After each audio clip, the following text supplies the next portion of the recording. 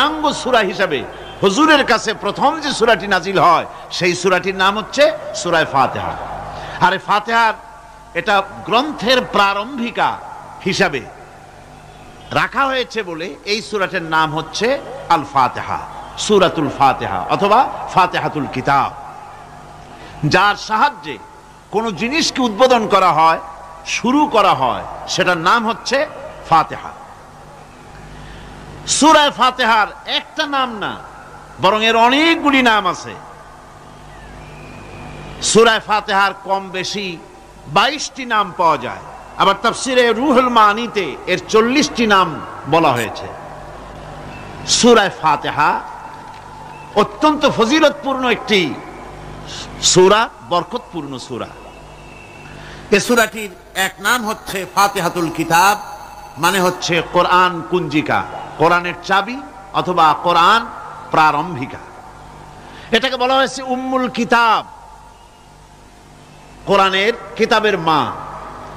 তো মা মানে কোরআন শরীফের পেটে সূরা ফাতিহা হয়েছে তা না। আরবিতে শব্দের অর্থ হচ্ছে কেন্দ্র, সেন্টার, আসল। এই জন্যে মক্কা শরীফকে বলা হয়, কোরআনে কারীম মক্কা শরীফকে বলেছে কি উম্মুল কোরা, গ্রাম সমূহের মা। সারা পৃথিবীর সমস্ত জায়গা থেকে, শহর গঞ্জ গ্রাম থেকে লোকেরা এখানে এসে একত্রিত হয়, সেজন্য এটার নাম রাখা হয়েছে উম্মুল কোরা। আবার সেনাবাহিনীর পতাকাকে বলা হয় উম্মুন, তার মানে হচ্ছে সমস্ত সেনাবাহিনী এই পতাকার ছায়াতলে ঐক্যবদ্ধ হয়, একত্রিত হয়, সেজন্য সেই পতাকার নাম হচ্ছে উম্মুন।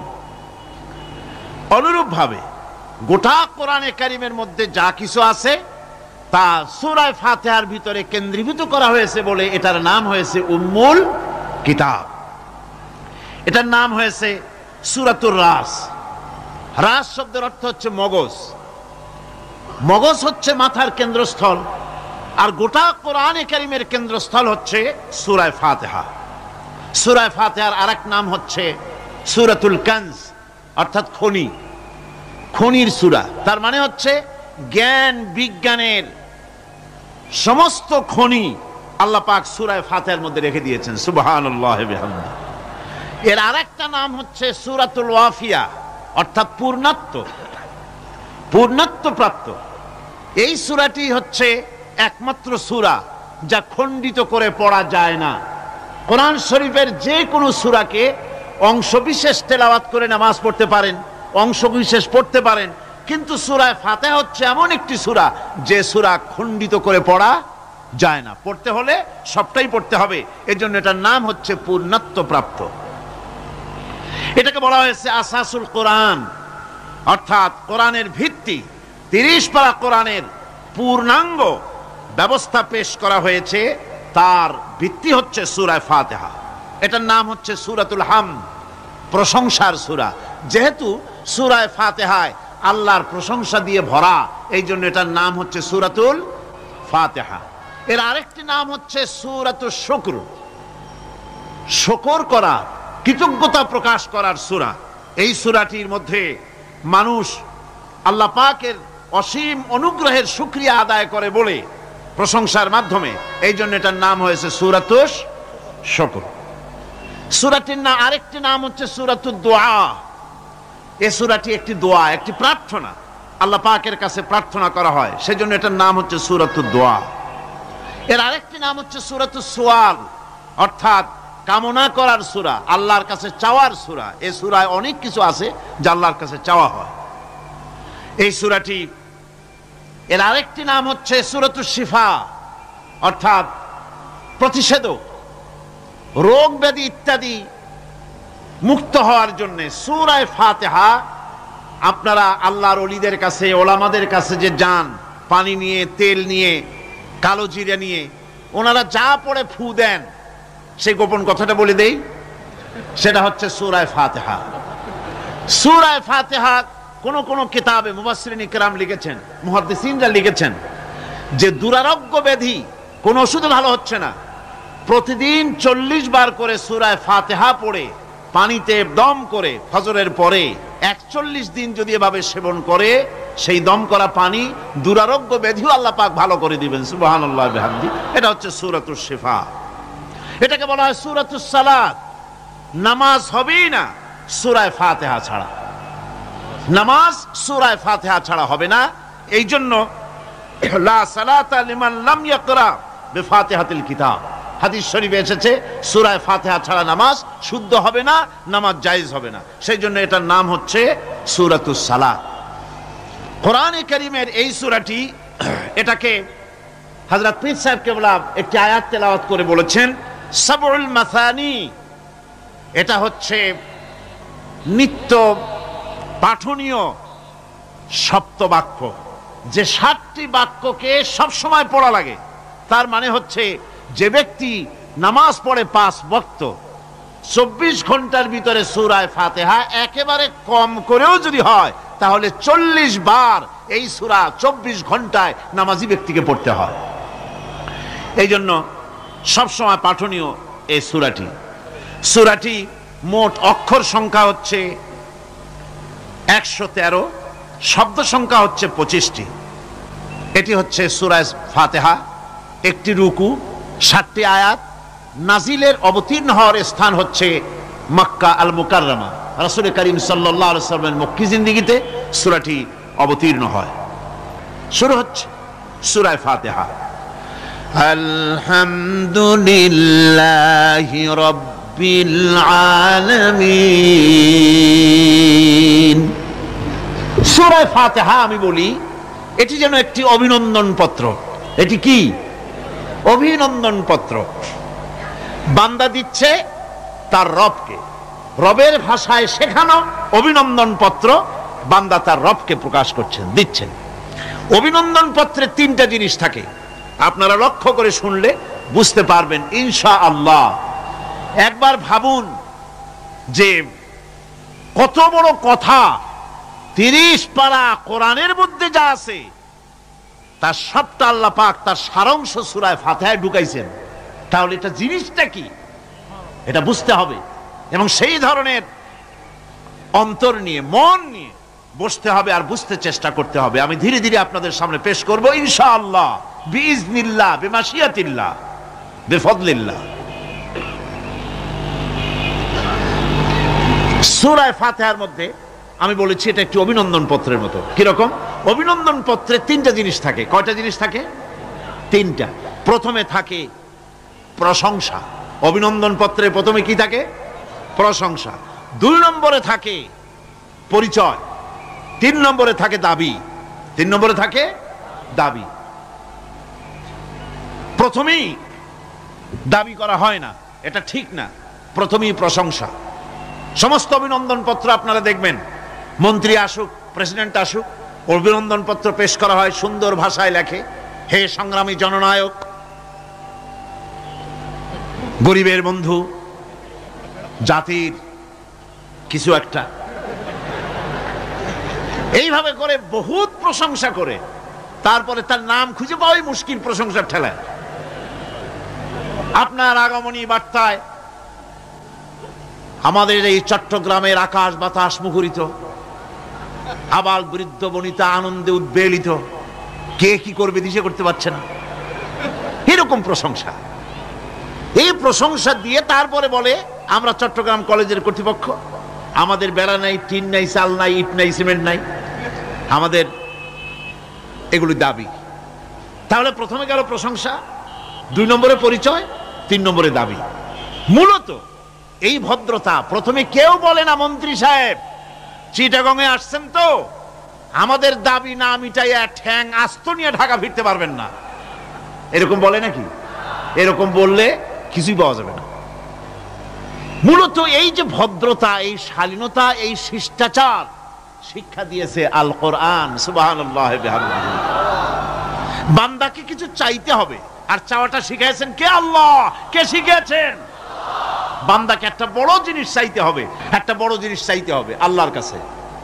সে চাওয়াটা কি সেটাও আল্লাহ শিখাইছেন। যেহেতু আমরা তো জানি না, বুঝি না, আল্লাহ আমাদের কত মেহেরবান, তার কত দয়া, আমাদের শিখাই দিচ্ছেন কেমনে প্রশংসা করতে হবে, কেমনে পরিচয় দিতে হবে, আর কেমনে দাবি করতে হবে, তিনটি জিনিস সূরা ফাতিহার মধ্যে আল্লাহ পাক ঢুকিয়ে দিয়েছেন। সুবহানাল্লাহ। সুতরাং বলা হচ্ছে, আল্লাহ পাক বলছেন আলহামদুলিল্লাহি রাব্বিল আলামিন, সমস্ত প্রশংসা, যাবতীয় প্রশংসা সবকিছু আল্লাহ পাকের জন্য, যিনি রব্বুল আলামিন, যিনি বহু জগতের, অসংখ্য জগতের যিনি পালনেওয়ালা, তার জন্যই সমস্ত প্রশংসা। এখন হামদ হচ্ছে প্রশংসা, এর অর্থ হচ্ছে সুন্দরের প্রশংসা। অসুন্দরের কিন্তু কোনো হামদ হয় না, অসুন্দরের হামদ হয় না। হামদ হয় কার? সুন্দরের। সুন্দরের হামদ হয়, প্রশংসা হয়। এই জন্য প্রশংসা করতে হবে আল্লাহ পাকের। কোন ফাসিকের প্রশংসা যদি করা হয়, আল্লাহ পাক নারাজ হয়ে যান। আল্লাহ পাকের আরশ গোসায় থরথর করে কাঁপতে থাকে। প্রশংসা হবে কেবলমাত্র কার? আল্লাহ পাকের। এবং এই প্রশংসা সবটুকু হামদের আগে আলিফ লাম লাগানো হয়েছে। এটা হচ্ছে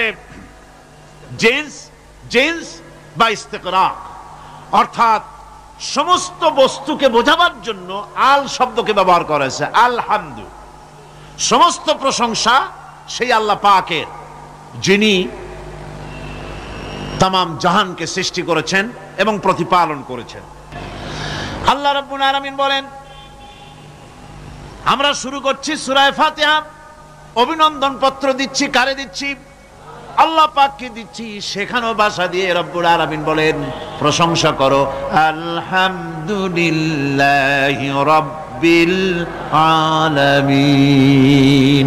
সমস্ত প্রশংসা আল্লাহ পাকের, যিনি হচ্ছেন রব। যিনি কি? রব। এখন এই রব শব্দের বাংলা অর্থ করা হয় প্রভু, লালনকারী, প্রতিপালনকারী, কিন্তু এই অর্থ যথেষ্ট নয়। কোরআনে কারিমে যে রব বলা হয়েছে তার অর্থ হচ্ছে, তার অর্থ ব্যাপক, অনেক বিশাল এর অর্থ। এ রব কাকে বলে আমি রবের সমস্ত ব্যাখ্যা করতে পারবো না, তবে অল্প কথায় এমন ভাবে বলতে চেষ্টা করব যাতে করে আপনাদের বুঝে আসবে ইনশাআল্লাহ। আমরা বলি ইনশাআল্লাহ। এখন আপনারা যদি আমাকে প্রশ্ন করেন যে অত কথা বুঝি না, এক লাইনে এক বাক্যে বুঝায় দেন রব কাকে বলে, তাহলে আমি কথাটা এইভাবে বলবো, যাহার যখন যে জিনিসের যতটুকুন প্রয়োজন তাহাকে তখন সেই জিনিস ফরিয়াদ করার আগে যিনি পৌঁছে দেন তার নাম হচ্ছে রব। এ রব হচ্ছে তার মধ্যে রুবুবিয়তের সম্পূর্ণ কোয়ালিটিতে ভর্তি। আল্লাহ পাকের মধ্যে রুবুবিয়তের কোয়ালিটি। রব শুধু সৃষ্টি করেই ছেড়ে দেন না, প্রতিপালন করেন, পূর্ণতায় পৌঁছে দেন। সুবহানাল্লাহ বলতে ইচ্ছে করে না ভাইরা? দেখেন, আল্লাহ রাব্বুল আলামিন এমন রব, বাংলাদেশের কুকুর আর আমেরিকা, ইউরোপের শীত প্রধান দেশের কুকুর একরকম নয়। আমাদের দেশের পশু, ইউরোপ আমেরিকা শীত প্রধান দেশের পশু একরকম নয়। তার কারণ হলো আমাদের দেশে শীত কম, নাতিশীতোষ্ণ অঞ্চলের মধ্যে খানিকটা পড়ে যায়। এখানে পশুদের গায়ে কম পশম থাকলে কোনো অসুবিধা নাই। ভেড়া, ঘোড়া, কুকুর, বন্য প্রাণীকে কেউ তো কম্বল দেয় না, ল্যাপ দেয় না, রাজাই দেয় না, খাতা দেয় না, চাদর দেয় না। আল্লাহ রাব্বুল আলামিন তিনি এমন রব, শীত প্রধান দেশের পশুদের গায়ে পশম দিয়া চিরস্থায়ী কম্বল জড়ায় দিয়েছেন। এর নাম হচ্ছে রব। প্রতিপালনের পদ্ধতি কি সুন্দর করে তিনি প্রতিপালন করছেন, কি সুন্দর করে তিনি পশু পক্ষীগুলিকে তাদের আহার জোগাড় করছেন, প্রতিপালন করছেন। তিনি রব, মানুষকে সৃষ্টি করেছেন, আমাদেরকে সৃষ্টি করেছেন, সব প্রয়োজন মিটাইছেন। সুবহানাল্লাহ ওয়া বিহামদিহি, সকল প্রয়োজন মিটিয়েছেন, একটা জিনিস বাদ রাখেন না। আমি এই জন্য বলি যে কোরআন হচ্ছে বিজ্ঞানের উৎস। কোরআন বিজ্ঞানের কি? বিজ্ঞানের আবিষ্কার যত বাড়বে, বিজ্ঞান চিরটা কাল কোরআনের কাছে ভিক্ষার হাত দিয়ে এতিমের মতো দাঁড়ায় থাকবে কিয়ামত পর্যন্ত। আজ পৃথিবীর বিজ্ঞানীরা বলছেন জগৎ সম্পর্কে, আমরা মনে করছি পৃথিবীটাকে, আমাদের কাছে তো জগৎ দুইটা। কয়টা জগৎ? একটা জগৎ হলো এইটা, ইহ জগৎ আর পরজগৎ, এছাড়া আর কিছু জানি না। এই দুইটাই জগৎ আমাদের কাছে। এখন দেখেন বিজ্ঞানীরা কি বলছে। বিজ্ঞানীরা বলছেন সৌরজগতে শুধু আমাদের সৌরজগৎটাই শেষ না, অসংখ্য সৌরজগৎ আছে মহাশূন্যে, অসংখ্য সৌরজগৎ। পৃথিবীর প্রতি 4 বিলিয়ন মানুষ যদি এক একটা সৌরজগৎ দখল করে, তাতেও সৌরজগৎ শেষ হবে না, আরো সহস্র সহস্র বিলিয়ন বিলিয়ন সৌরজগৎ আরো ফাঁকা পড়ে থাকবে। এত সৌরজগৎ আল্লাহ সৃষ্টি করেছেন। এই মহাশূন্যে বহুমাত্রিক জগতের কথা আল্লাহ পাক এখানে বলেছেন। এই পৃথিবী একটা জগৎ, এই মাটির তলে আছে আর এক জগৎ, সমুদ্রের ভিতরে আছে পানির তলার আর এক জগৎ। আর মহাশূন্য যে কি তা আপনার মাথায় শূন্য হয়ে যাবে চিন্তা করতে করতে। এই জন্য বিজ্ঞানীরা, বড় বড় বিজ্ঞানী, এরা কিন্তু নাস্তিক হয় না। বর্তমান বিজ্ঞানীরা চিন্তা করে গবেষণা করে খেয়েই হারিয়ে ফেলছে মহাশূন্যকে দেখে। যেখানে আছে গ্যালাক্সি, যেখানে আছে মিল্কি ওয়ে, যেখানে রয়েছে অসংখ্য তারকা, এই পৃথিবীটা মহাশূন্য আল্লাহ যেভাবে তৈরি করেছেন, সেই তুলনায় এই পৃথিবী একটা মার্বেলের চাইতে খুব বেশি একটা বড় কিছু হয় বলে মনে হয় না। পৃথিবী যদি হয় একটা মার্বেলের মতো, তাহলে আমরা যে মানুষ, আমাদের অস্তিত্ব কোথায় চিন্তা করেন। এবার মহাশূন্যে চলেন, মহাশূন্য সে কি বিশাল মহাশূন্য। একটা তারকা থেকে আর একটা তারকায় যদি যেতে হয়, তাহলে সহস্র সহস্র বিলিয়ন বছরের দরকার হবে। কি বছর? এ দুনিয়ার বছর না, আলোক বর্ষ, লাইট ইয়ার। আলো চলে প্রতি সেকেন্ডে কত? 1,86,000 মাইল। এই 1,86,000 মাইলের সেকেন্ড, এর মিনিট, এর ঘন্টা, এর দিন, এর মাস, এর বছর, এই আলোকবর্ষ। সহস্র সহস্র আলোকবর্ষ পার হয়ে যাবে এক তারকা থেকে আর এক তারকায় পৌঁছানো সুকঠিন। এ ধরনের অসংখ্য তারকা আল্লাহ পাক তৈরি করে রেখেছেন। সূর্য হচ্ছে পৃথিবীর চাইতে 13 লক্ষ গুণ বড়। এরকম সূর্য বিজ্ঞানীরা এখন বলছে, আগে বলতো 1 কোটি সূর্যের চাইতে বড় তারকা, এখন বলতেছে এই রকমের পৃথিবীর চাইতে 13 লক্ষ গুণ বড় যে সূর্য, এরকম 3 কোটি সূর্য খাইয়ে ফেলাইতে পারে। এরকম সহস্র সহস্র তারকা এক একটা গ্যালাক্সির ভিতরে আল্লাহ পাক তৈরি করে রেখেছেন। এখন মনে হচ্ছে যে এই তারকাগুলি বড় না, এই তারকাগুলির চাইতে আবার বড় জিনিস আছে। সেগুলি কি? সেটাকে বলা হয় ব্ল্যাক হোল। সেটাকে বলা হয় ব্ল্যাক হোল, অন্ধকার কূপ। ব্ল্যাক হোল আবার ম্যানহোল বুঝবেন না, কিন্তু ম্যানহোলের ঢাকনা চুরি হয় যেমন। তবে একটা দৃষ্টান্ত আপনি বুঝতে পারেন, রাস্তায় রাস্তায় যেমন অসংখ্য ম্যানহোল আছে, ওই রকম করে মহাশূন্যে অসংখ্য ব্ল্যাক হোল আছে, একটা দুইটা না, অসংখ্য। এই ব্ল্যাক হোল আবার দেখা যায় না, অদৃশ্য ব্ল্যাক হোল। এই ব্ল্যাক হোলগুলো কি? এগুলি কোরআনে কারীমের মধ্যে আল্লাহ পাক বলেছেন, ফালা উকসিমু বিমাওয়াকিন নুজুম, ফালা উকসিমু বিমাওয়াকিন নুজুম, শপথ সেই পতন স্থানের যেখানে নক্ষত্র সমূহ ধ্বংস হয়ে যায়, ধ্বংসপ্রাপ্ত হয়, কসম সেই স্থান সমূহের। সুবহানাল্লাহ। এই অন্ধকার কূপের, এই অন্ধকূপের কসম করছেন আল্লাহ পাক। সে অন্ধকূপটা কি? সেই ব্ল্যাক হোলটা কি? সেই ব্ল্যাক হোল হচ্ছে ওই যে তারকার কথা বললাম, যে সূর্য খাইতে পারে, 3 কোটি সূর্য খাইতে পারে, এই রকমের তারকাগুলি ঘুরতে ঘুরতে কোনো এক কারণে যখন সে ব্ল্যাক হোলের রেঞ্জের মধ্যে এসে যায়, তখন ব্ল্যাক হোল ওকে এমন ভাবে চুষে হজম করে ফেলে, যেমন বাচ্চা চকলেট চুষা খাইয়া ফেলায়, এইরকম ব্ল্যাক হোলগুলি অত বড় তারকাগুলি খাইয়া চুষা শেষ করে ফেলে যায়। সুবহানাল্লাহি বিহামদিহি। বিজ্ঞানীরা বলেছেন, আমাদের এই পৃথিবীটা, আল্লাহ না করুন কখনো, এই পৃথিবীটা যদি কোনো ব্ল্যাক হোলের আওতায় পড়ে, ওর রেঞ্জে আসে, তাহলে মাত্র মাত্র 2 সেন্টিমিটারের মধ্যে পৃথিবীটা তার ঘনত্ব লাভ করে ব্ল্যাক হোলের মধ্যে অদৃশ্য হয়ে যাবে, হারায় যাবে, অস্তিত্ব থাকবে না। আল্লাহ পাক, আশ্চর্য লাগে আমার বিজ্ঞানের বইপত্র যখন পড়ি, আমার কাছে আশ্চর্য লাগে 1400 বছর আগে নবী কোন বিজ্ঞানাগারে পড়াশোনা করেন নাই, কোন সায়েন্স নিয়ে রিসার্চ করেন নাই, সেই নবীর মুখ থেকে এমন বিজ্ঞানময় কোরআন আল্লাহ বের করালেন যে আজকের পৃথিবীর মডার্ন যুগের বিজ্ঞানীরা কোরআনের কাছে এতিম হয়ে দাঁড়ায় আছে।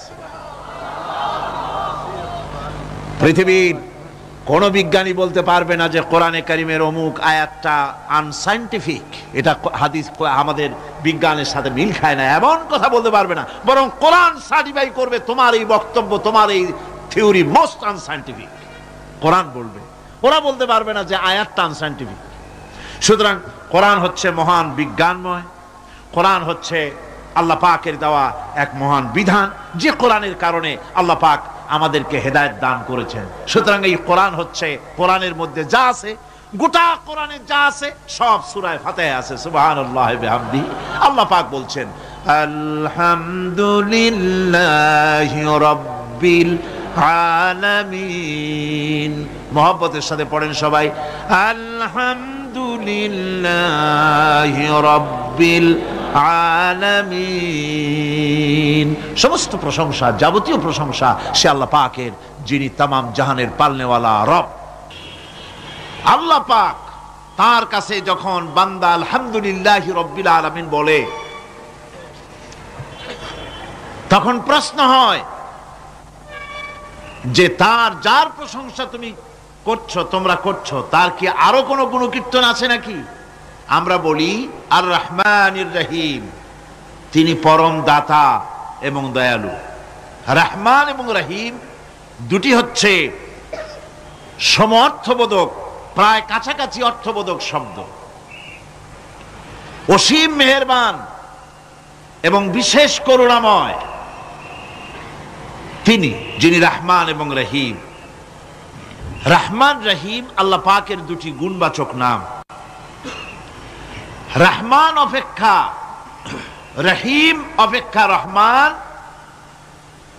এটা হচ্ছে বেশি ব্যাপক অর্থবোধক, যার জন্য তাফসীরে বলা হয়েছে আর রহমানু যুর রাহমাতিশ শামিলা বিজামিল খালায়েক ফিদ দুনিয়া ওয়াল মুমিনিনা ফিল আখিরাহ। অর্থাৎ রহমান তিনি, যিনি এমন রহমতের মালিক যা বিশেষত গোটা বিশ্বের সমস্ত মানুষের জন্য প্রযোজ্য। আর রহিম হচ্ছে শুধু কিয়ামতের দিন পৃথিবীতে রহমান তিনি দয়াবান পৃথিবীর সমস্ত মানুষের জন্য, এবং কিয়ামতে শুধু মুমিনদের জন্য। রহমান কিয়ামতে শুধু মুমিনদের জন্য। আর রহিম হচ্ছে আর রহিম যুর রাহমাতি শামিলা লিল মুমিনিনা ইয়াউমিল কিয়ামা। রহিম হচ্ছে শুধুমাত্র কিয়ামতের দিন আল্লাহ রাব্বুল আলামিন শুধু মুমিন লোকদের জন্য এই বিশেষ দয়া কিয়ামতের দিন করবেন। এখন রহমান হচ্ছেন পৃথিবীর সমস্ত মানুষের জন্য, সমস্ত প্রাণীর জন্য। তার দান থেকে কেউ বঞ্চিত থাকবে না, সকলের জন্য তার দানের দরজা অবারিত, উন্মুক্ত। এই পৃথিবীর বুকে আমরা দেখতে পাই মানুষ তার বন্ধুদেরকেই দেয়, শুধু সরকার হোক আর সাধারণ মানুষ হোক, আপনজনদেরকে, নিজের দলকেই বেশি দেয়। কথা ঠিক কিনা?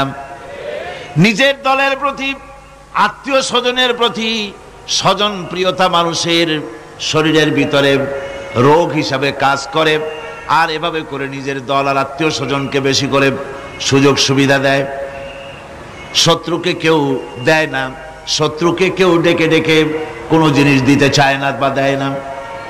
আল্লাহ রাব্বুল আলামিন এমন রহমান, এমন দয়াবান, এমন মেহেরবান, যারা তার ইবাদত করে, যারা তাকে স্বীকার করে, আল্লাহ বলে তাকে যারা সেজদা দেয়, আল্লাহ পাক তাদেরকেও দেন।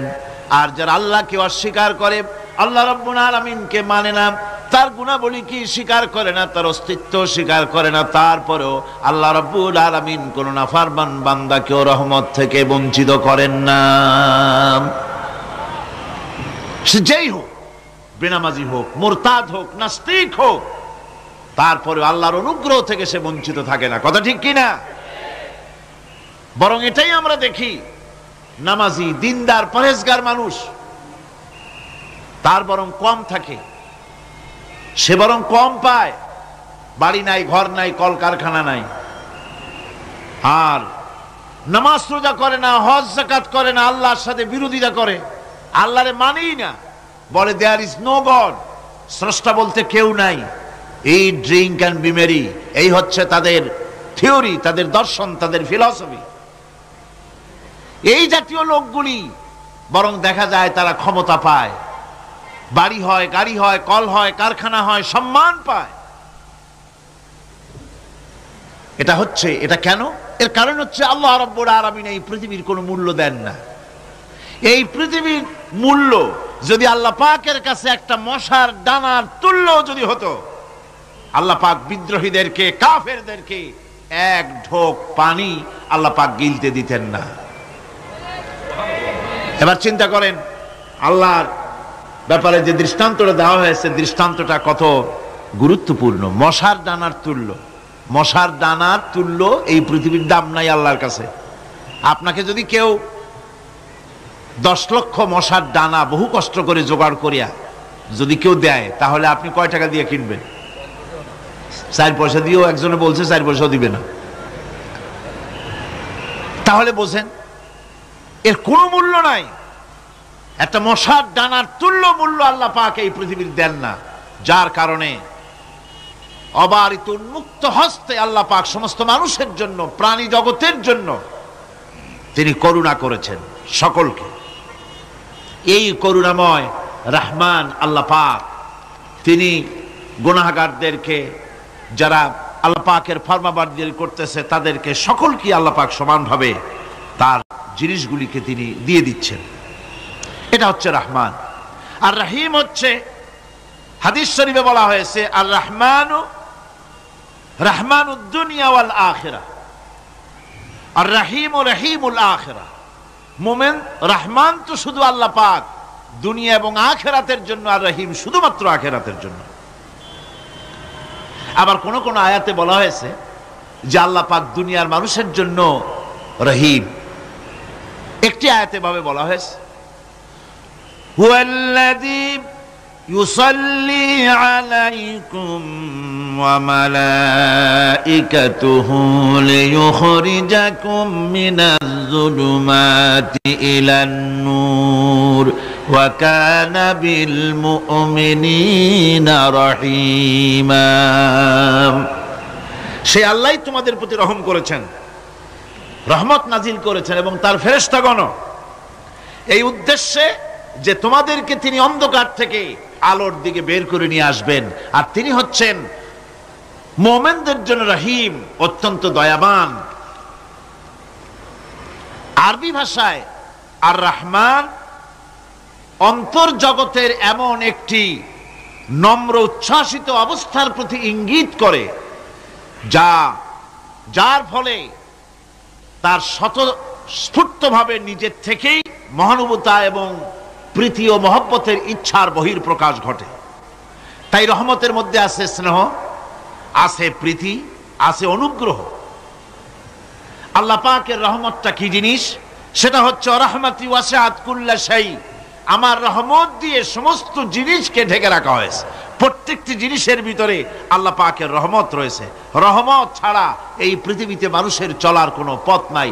সমস্ত ব্যাপারেই আল্লাহ পাকের রহমত আর রহমত। আমরা যখন বললাম আর রহমানির রহিম, বলেন সবাই আর রহমানির রহিম। আবার প্রশ্ন হয়, বান্দা বুঝলাম, আরো কোনো কোয়ালিটি, আরো কোনো বৈশিষ্ট্য তার আছে নাকি? আমরা বলি মালিকি ইয়াউমিদ্দিন। তিনি হচ্ছেন বিচার দিনের মালিক, শেষ বিচারের মালিক তিনি। একদিকে এটাকে ব্যালেন্স করা হয়েছে, একদিকে অফুরন্ত রহমত, যার কোনো কুল নাই, কিনারা নাই। এখন আদল দরকার। এখন কি দরকার?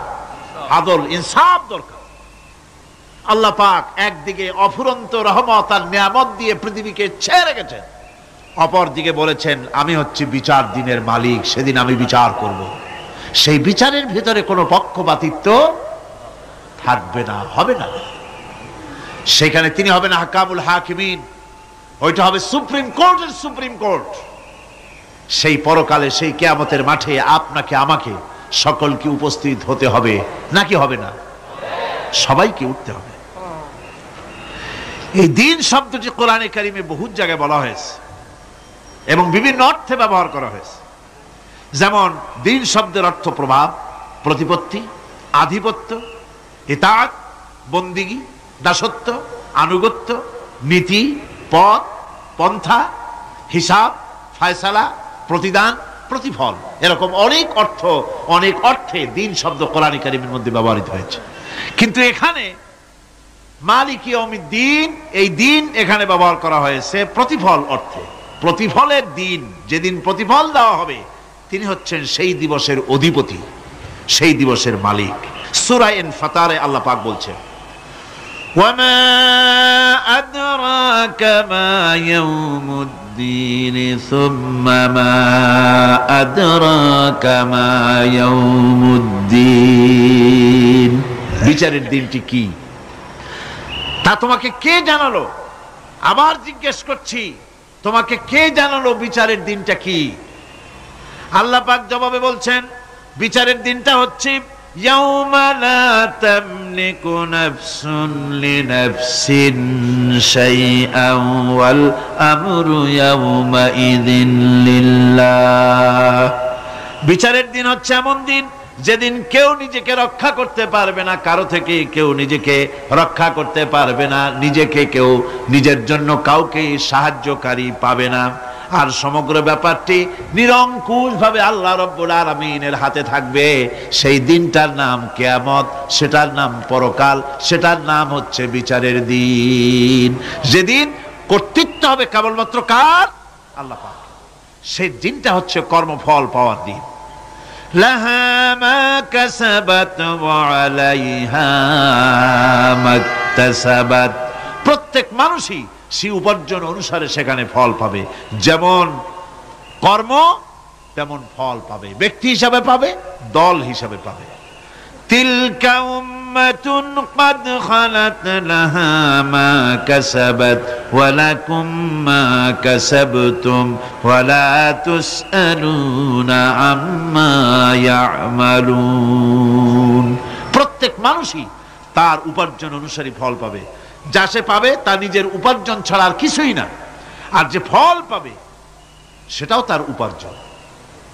সুতরাং কিয়ামতের দিন আল্লাহ মানুষের উপরে কোনো জুলম করবেন না, অত্যাচার করবেন না। আল্লাহ পাক তো তার বান্দার জন্য জুলুমকারী নন, ঠিক কিনা? আল্লাহ পাক বলছেন মান আমিলা সালিহান ফালিনাফসিহি ওয়া মান আসাআ ফাআলাইহা ওয়া মা রাব্বুকা বিযাল্লামিল লিল আবিদ। যে ব্যক্তি পুণ্য কাজ করলো সে নিজের কাজে নিজের স্বার্থেই তা করলো। আমরা যে নামাজ পড়ি এটা কি আল্লাহর স্বার্থ? কথা কন, আল্লাহর স্বার্থ? সারা পৃথিবীর সমস্ত মানুষ যদি আল্লাহরে সেজদা দেয়, আল্লাহর ক্ষমতা আরো কিছু কালের জন্য বাড়বে নাকি? সমস্ত মানুষ যদি আল্লাহকে অস্বীকার করে, বিদ্রোহী ঘোষণা করে, বিদ্রোহ ঘোষণা করে, তাতে কি আল্লাহর ক্ষমতা শেষ হয়ে যাবে? নাউযুবিল্লাহি মিন যালিক। যেমন ছিলেন তেমনই থাকবেন। সুতরাং আমরা যা করি, আমরা নামাজ পড়ি নিজেদের জন্য, আল্লাহকে খুশি করার জন্য, কিন্তু কল্যাণটা আমার। কল্যাণটা কার? আমার। রোজা, হজ, যাকাত, তেলাওয়াত যা করি সব আল্লাহকে খুশি করার জন্য, কিন্তু স্বার্থ পুরাটাই আমার, আমার কল্যাণের জন্যই আমি করি। এবং আল্লাহ হচ্ছেন তিনি তোমাদের রব। ওমা রাব্বুকা বিযাল্লামিল লিল আবিদ। তোমাদের রব হচ্ছেন তিনি যিনি বান্দাদের উপরে কখনো অত্যাচার করেন না, জুলম করেন না, মেহেরবানি দিয়ে যিনি ছেয়ে রাখেন, তিনি হচ্ছেন আল্লাহ পাক। সুতরাং সেই কিয়ামতের মাঠে আল্লাহ পাকের দরবারে আমাদের সকলকেই উঠতে হবে আল্লাহ পাকের দরবারে আমাদের সামনে আল্লাহ পাকের সামনে দাঁড়াতে হবে। সেদিন আমাদেরকে কেউ বাঁচাতে পারবে না। সেদিন আল্লাহ পাক এর দরবারে যেন আমরা আসামি না হই, সেজন্য এই পৃথিবীতে কোরআন অনুযায়ী আমাদের জীবন গড়তে হবে, সুন্নাহ অনুযায়ী জীবন গড়তে হবে। তাহলে পরকালে আল্লাহ পাকের কাছে নাজাত পাওয়া যাবে। বড় কঠিন জায়গা, বড়ই কঠিন জায়গা। এবার প্রশ্ন হচ্ছে, তোমরা যারা আমার প্রশংসা করলে তোমরা কারা? জবাবে আমরা বলছি, ইয়্যাকা না'বুদু ওয়া ইয়্যাকা নাস্তাঈন। আয় আমার রব, আমরা হচ্ছি তোমার বান্দা, একমাত্র তোমারই গোলামি করি, একমাত্র একমাত্র তোমারই ইবাদত করি। আর কারো ইবাদত, এই শব্দটা লাগাইলে কি বোঝা যায়? যে আর কারো করি না, একমাত্র তোমারই ইবাদত করি আর একমাত্র তোমারই কাছে সাহায্য প্রার্থনা করি। ইয়্যাকা না'বুদু ওয়া ইয়্যাকা নাস্তাঈন। আল্লাহ রাব্বুল আলামিন আমাদেরকে সৃষ্টি করেছেন আসলে এইটার জন্য। সৃষ্টি করেছেন কিসের জন্য? কোরআনে কারীমের মধ্যে আল্লাহ রাব্বুল আলামিন বলেন, ওয়ামা খালাকতুল জিন্না ওয়াল ইনসা ইল্লা লিয়াবুদুন। আমি মানুষ এবং জিনকে সৃষ্টি করেছি শুধুমাত্র আমার ইবাদতের জন্য, আমার গোলামির জন্য, আমার আনুগত্যের জন্য। এই ইবাদত একটি ব্যাপক অর্থবোধক শব্দ। আমরা যদি ইবাদতটা নাই বুঝি, তা আমাদের মানব জন্ম হবে বৃথা। ইবাদত হচ্ছে আল্লাহর পছন্দনীয় জিনিসগুলি আমল করে তার সন্তুষ্টি অর্জন করার জন্য প্রচেষ্টা চালানো জীবনের সকল ক্ষেত্রে। এর মধ্যে ইবাদতের ভিতরে এমন এক ব্যাপক অর্থ যে এর ভিতরে নামাজ, রোজা, হজ, যাকাত, সত্য কথা, আমানতদারি, দিয়ানতদারি, প্রতিবেশীর হক আদায় করা, মাতা পিতাকে শ্রদ্ধা করা, প্রতিবেশীর হক আদায় করা, স্ত্রীর হক আদায় করা, সৎ কাজের আদেশ করা, অসৎ কাজের নিষেধ করা, জিহাদ ফি সাবিলিল্লাহ করা, এই সব কিছুই হচ্ছে ইবাদতের মধ্যে শামিল। জিকির আজকার করা, তেলাওয়াত করা, আমলে সালেহ করা, এভাবে করে আল্লাহ পাককে খুশি করার জন্য আল্লাহর নির্দেশ মাফিক কাজগুলি করা, সবটাই হচ্ছে ইবাদতের মধ্যে শামিল। প্রশংসা করেছি, পরিচয় দিয়েছি, আমরা তোমার বান্দা।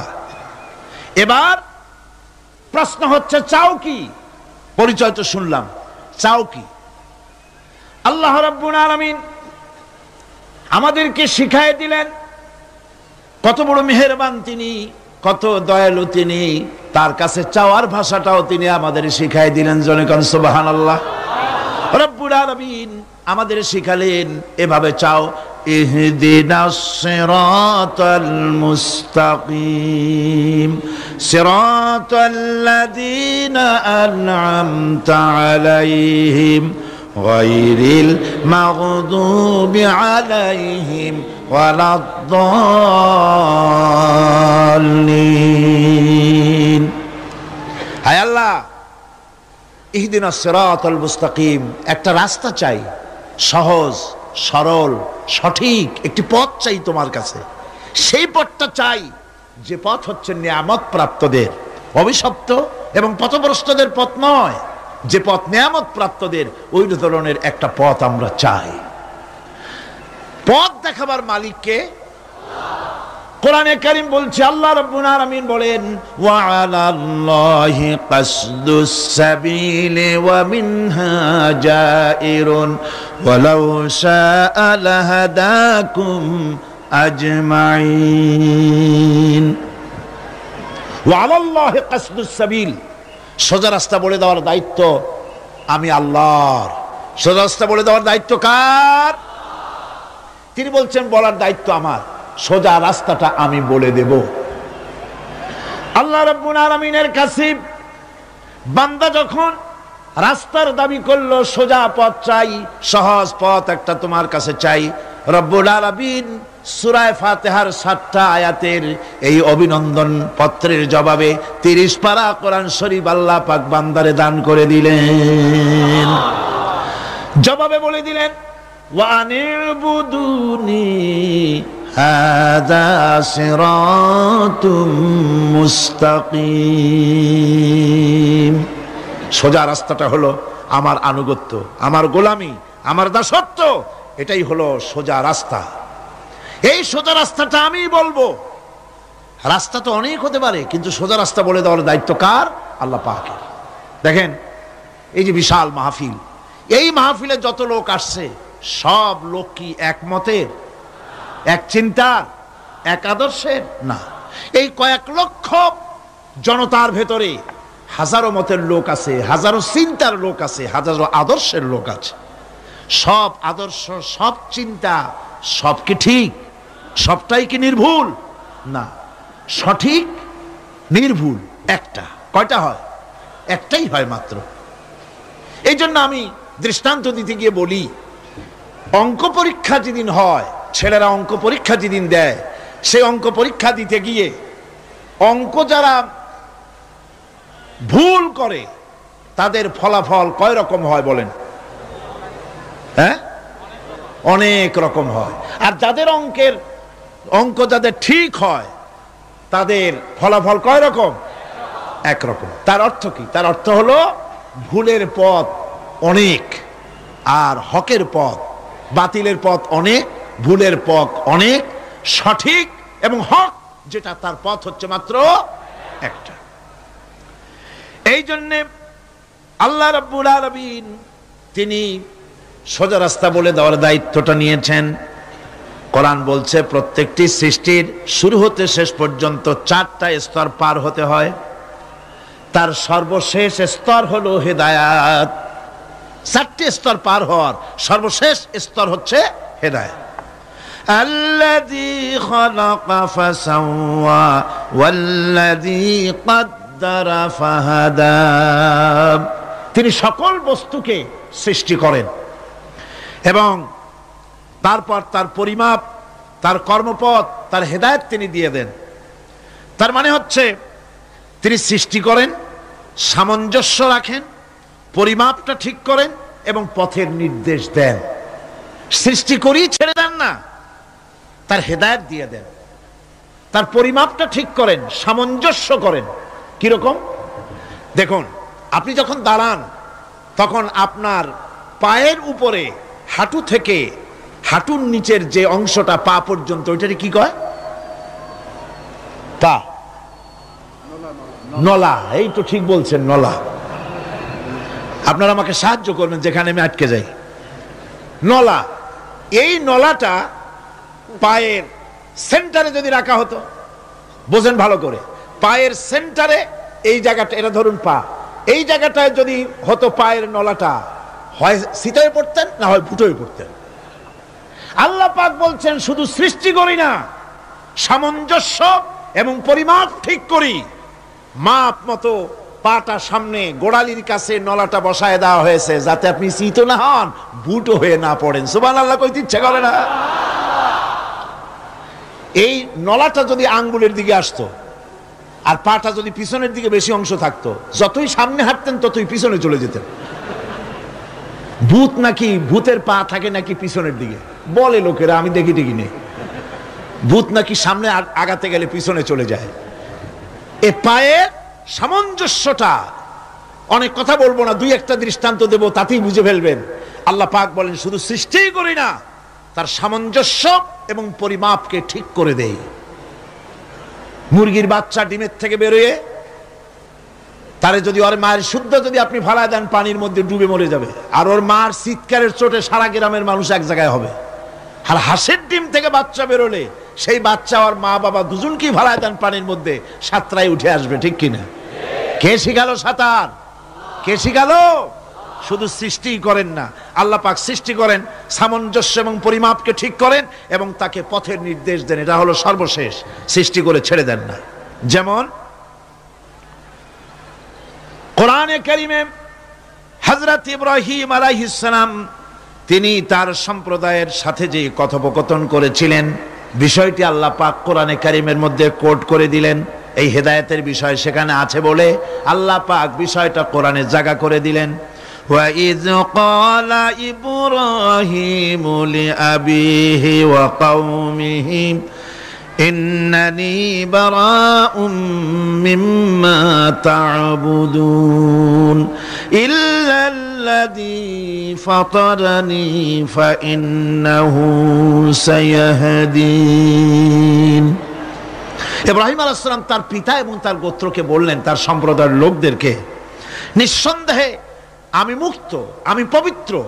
তোমরা যেসব জিনিস দিয়ে যেসব এর ইবাদত করো, গোলামি করো, আনুগত্য করো, আমি তার থেকে পবিত্র। আমি তো শুধু ইবাদত করি, গোলামি করি সেই স্রষ্টার, যিনি আমাকে সৃষ্টি করেছেন। আমার সম্পর্ক শুধুমাত্র সেই সত্তার সাথে যিনি সৃষ্টি করেছেন।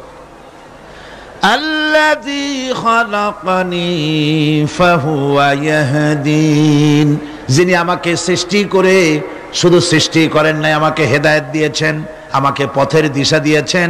ওয়াল্লাযী হুয়া ইউতঈমুনি ওয়া ইয়াসকিন, যিনি আমাকে সৃষ্টি করেছেন তিনি হেদায়েত দিয়েছেন, আর আমি যখন তৃষ্ণার্ত হই তিনি আমাকে পান করান, আমি যখন ক্ষুধার্ত হই তিনি আমাকে আহার দেন। ওয়া ইযা মারিতু ফাহুয়া ইয়াশফিন, আর যখন অসুস্থ হই তখন তিনি আমাকে রোগ মুক্ত করে দেন। সুবহানাল্লাহি ওয়া বিহামদি। তাহলে কি হলো? অর্থাৎ যে প্রতিপালক, তার প্রতিপালন পদ্ধতি আমার সকল প্রয়োজন মিটান, যিনি আমাকে পান করান, আহার করান, অসুস্থ হলে যিনি আমাকে সুস্থ করেন। হেদায়েতের কামটা তিনি আরেকজনের জন্য রাখেন নাই, তিনি আমার হেদায়েতের ব্যবস্থাও করেছেন। ভাইরা আমার, আল্লাহ রাব্বুল আলামিন শুধু সৃষ্টি করেন নাই, সৃষ্টি করে হেদায়েত দিয়েছেন, মানুষকে হেদায়েতের রাস্তা বলে দিয়েছেন। সঠিক পথ কোনটি সেই পথের কথাও তিনি পরিষ্কার করে বলে দিয়েছেন। এই জন্য আল্লাহ পাক বলেন, কোরআন মাজিদ হেদায়েতকে বিরাট দান বলে ঘোষণা করেছে। মানুষের জন্য যে হেদায়েত আল্লাহ দিয়েছেন তা সবচাইতে বড় দান। জোরে কোন সুবহানাল্লাহ। ইন্না খালাকনাল ইনসানা মিন নুতফাতিন আমশাজিন নাবতালিহি ফাজআলনাহু সামিআম বাসীরা। আমি মানুষের মিলিত শুক্র দ্বারা, নুতফা দিয়ে আমি মানুষ সৃষ্টি করেছি এবং তাকে একে একে বিভিন্ন স্তর পার করেছি। তাকে শ্রবণ শক্তি দিয়েছি, তাকে দর্শন শক্তি দিয়েছি। ইন্না হাদাইনাহুস সাবিলা ইম্মা শাকিরান ওয়া ইম্মা কাফুরা। নিশ্চয়ই আমি তাদেরকে তাদের কর্মপন্থা প্রদান করেছি, আমি তাদেরকে হেদায়েত দিয়েছি, চলার পথের দিশা দিয়েছি। এখন ইচ্ছে করলে সে কৃতজ্ঞ হতে পারে, ইচ্ছে করলে অকৃতজ্ঞতার পথও অবলম্বন করতে পারে। আমি তাকে হেদায়েত দিয়ে দিয়েছি, পথ দেখিয়ে দিয়েছি। ডান এবং বাঁ দুটি রাস্তা আল্লাহ পাক দেখিয়ে দিয়েছেন। আসহাবুল ইয়ামিন, আসহাবুশ শিমাল, একটা ডানপন্থী আর একটা বামপন্থী। আমাদের দেশে কিছু লোক আছে, নাম মুসলমান, কিন্তু বলে যে আমরা বামপন্থী আন্দোলন করি। অথচ সমস্ত ডানপন্থীদের জায়গা হবে জান্নাতে, যদি জান্নাতের আমল করতে পারে। ডানপন্থীদের নেতা হচ্ছেন দুনিয়ার সমস্ত পয়গম্বরেরা, আর বামপন্থীদের নেতা হলো শয়তান।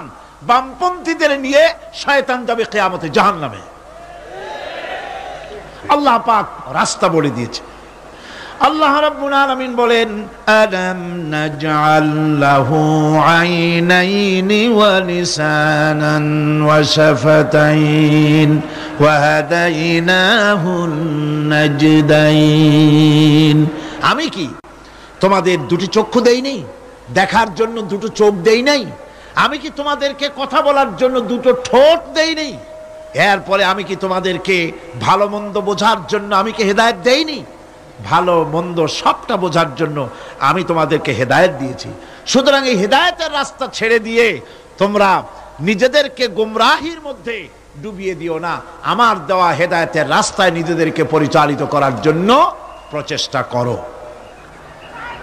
সিরাতুল মুস্তাকিম, এজন্য মডেল দরকার। কার অনুসরণ করব?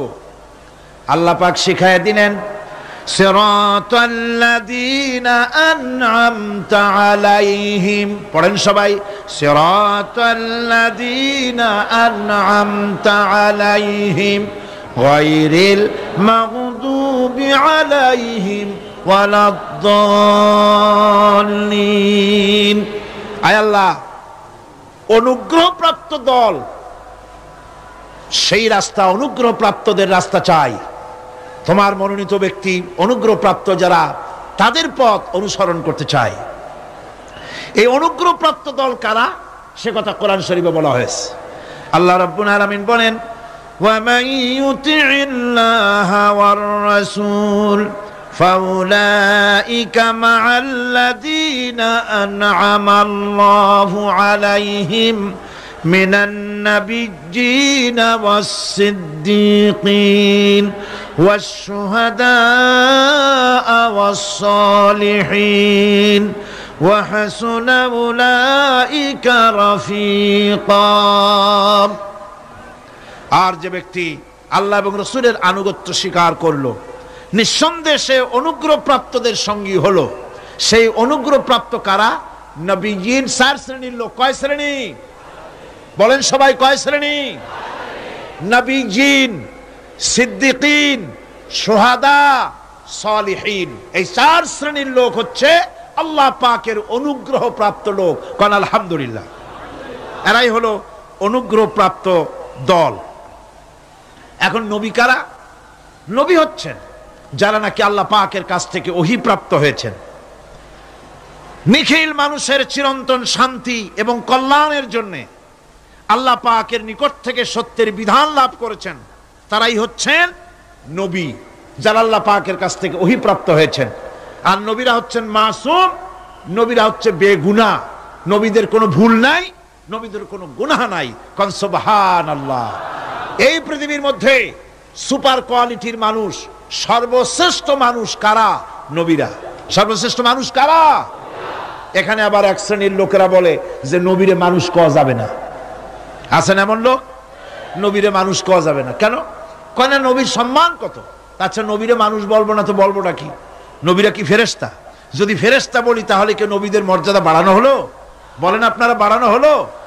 তাহলে নবীদেরকে কি বলবো? তারা কি জেন? যদি জেন বলি তাহলে তাতে কি মর্যাদা বাড়বে? সবচাইতে মর্যাদা বেশি কার? মানুষের। সুতরাং এক শ্রেণীর লোকেরা খামোখাই আলেম নামধারী লোক, অথচ নবীকে মানুষ বলতে রাজি না। কোরআনে কারীম সাফ করে আল্লাহ পাক পরিষ্কার করে বলেছেন, কুল ইন্নামা আনা বাশারুম মিসলুকুম ইউহা ইলাইয়া আন্নামা ইলাহুকুম ইলাহু ওয়াহিদ। নবী বলুন, আমি তোমাদের মতো মানুষ, আমার উপরে ওহী আসে। ইন্নামা আনা বাশারুম মিসলুকুম, তোমাদের মতো মানুষ। একটু ভালো করে বিষয়টা বোঝেন। আরো বলেছি আমি, আজকে আবার স্মরণ করায় দেই। আল্লাহ শিখাই দিচ্ছেন, বলুন আমি তোমাদের মতো মানুষ, ফেরেশতা নই, জিন নই, আমার কাছে ওহী আসে। পার্থক্য এখানে। তবে আরো পার্থক্য আছে, সেটা হচ্ছে আমরা হচ্ছি সাধারণ মানুষ, নবীরা হচ্ছেন অসাধারণ মানুষ। সুবহানাল্লাহ। আমরা হচ্ছি মানব, রাসূল আল্লাহর পয়গম্বররা হচ্ছেন মহামানব। কথা বুঝে আসছে? তার মানে হলো আমরা সাধারণ মানুষ। সাধারণ মানুষেরা গুনাহ করতে পারে, ভুল করতে পারে, সব রকমের গুনাহ করতে পারে। নবীরা কোনো গুনাহ করতে পারেন না। আল্লাহ পাক তাদের দিয়ে গুনাহ করান না। আল্লাহ পাক ফেরেশতা দিয়ে, আপন কুদরত দিয়ে নবীদেরকে হেফাজত করেন। সুবহানাল্লাহ। সুতরাং এই কথা বিশ্বাস করতে হবে, সমস্ত নবীরা হচ্ছেন মানুষ। নবীদের আদর্শই কেবলমাত্র আদর্শ, সেই আদর্শকেই গ্রহণ করতে হবে, তাকেই একমাত্র নেতা হিসাবে গ্রহণ করতে হবে। আমার নেতা বলতেও রাজি না। মুশকিল কি এক জায়গায়? কয় যে নেতা বলা যাবে না। কেন? কয় যে ওই যে মানুষেরা বলে, স্লোগান দেয়, আমার নেতা, তোমার নেতা, অমুক তমুক হেন তেন, তো এগুলির সাথে নবীরে মিশানো এটা ঠিক না। তাছাড়া নবীরে নেতা কব না, কবটা কি? নবী কি হয় নেতা হবে, না হয় অনুসারী হবে, এর বাইরে তো কিছুই নাই। হয় ইমাম, না হয় মুক্তাদি। বাইরে কি? বাইরে তো নাই কিছু। সুতরাং নবী কি মুক্তাদি হবে? নবী কি অনুসারী হবে? নিশ্চয়ই হাজার বার নবী হচ্ছেন ইমাম, নবী হচ্ছেন নেতা। আমরা যখন আরবিতে বলি, ওনারা নিজেরাও আরবিতে বলেন, তখন কোনো আপত্তি হয় না। আল্লাহুম্মা সাল্লি আলা সাইয়্যিদিনা মুহাম্মদ, সাইয়্যিদিনা মানে হচ্ছে আমাদের লিডার, আমাদের নেতা। সাইয়্যিদিনা যখন বলে তখন আপত্তি করে না, কিন্তু আমাদের নেতা বললেই আপত্তি করেন। বাংলা ভাষা, বাংলাদেশি মানুষ হইয়া বাংলা ভাষার প্রতি এই গভীর জ্ঞান দেখলে দুঃখই হয়। বন্ধুগণ, মনে রাখতে হবে নবী হচ্ছেন মাসুম, বেগুনাহ এবং নেতা, আর মুহাম্মদ সাল্লাল্লাহু আলাইহি ওয়াসাল্লাম হচ্ছেন বিশ্ব নেতা, এটা কোনো সন্দেহ নাই। এই নবীর অনুসরণ করতে হবে। সিদ্দিকিন হচ্ছে সত্যকে যারা উদার, উন্মুক্ত, অকুণ্ঠ চিত্তে, দ্বিধাহীনভাবে যারা গ্রহণ করেছে, এর বিপরীত যারা করেই নাই, তারাই হচ্ছেন সিদ্দিকিন।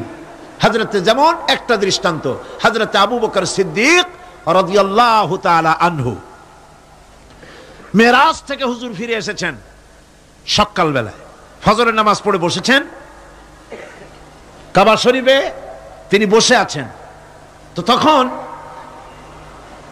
আবু জাহেল এসে বলছে, মুহাম্মদ সাল্লাল্লাহু আলাইহি ওয়াসাল্লাম, প্রত্যেক দিনই তো নতুন নতুন কথা কও, আজকে কোনো নতুন কথা আছে?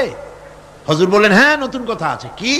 বলে, এই তো শেষ রাত্রে জিবরাইল আসছিল, আমারে নিয়ে গেল বাইতুল মুকাদ্দাসে, জেরুজালেমে গিয়ে নামাজ পড়লাম, ওইখান থেকে মহাকাশ পাড়ি দিলাম, 7 আকাশ পাড়ি দিলাম, সিদরাতুল মুনতাহা গেলাম, আরশে আজিম ভ্রমণ করলাম, আল্লাহর সাথে কথা কইলাম, জান্নাত জাহান্নাম দেখলাম, তারপরে আবার এই আয়েশা নামাজ পড়িয়া তোমাদের সাথে কথা বলতেছি।